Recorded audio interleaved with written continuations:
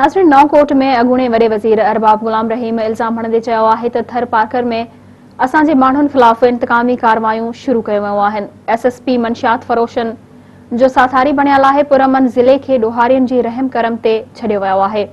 उन हवाले सां वधीक तफ़सील ॾियण लाइ असां सां टेलीफोन लाइन ते मौजूद आहे नौकोट मां असांजो रिपोर्टर हनीफ़ करकेच। जी हनीफ़, कहिड़ा तफ़सील आहिनि?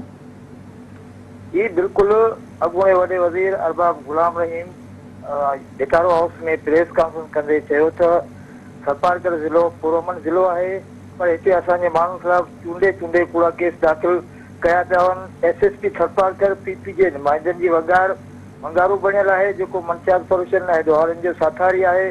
इलेक्शन में थरपारकर जे माण्हू PP उम्मीदवारनि जो ज़बरदस्त मुक़ाबिलो कयो आहे।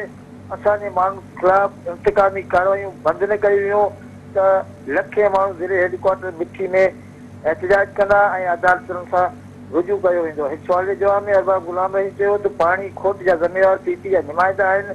चोरी बि पाण कनि था ऐं एहतजाज बि पाण कनि था। इमरान ख़ान खे घुर्जे त असांजे माण्हुनि जा मसइला हल करे। अरबाब गुलाम रहीम चयो त बहरिया टाउन ख़िलाफ़ एहतजाज कंदड़ पुरअमन हथे ख़ाली हुआ। साज़िश तहत बहरिया टाउन खे हथ सां बाहि ॾियारी वई हुई। जेको केमिकल इस्तेमाल कयो वियो हो उहो इंडिया खां सवाइ ॿिए कंहिं वटि बि न आहे। जी हनीफ़, तफ़सीली ख़बरनि खां आगाह करण लाइ मुंहिंजी महिरबानी।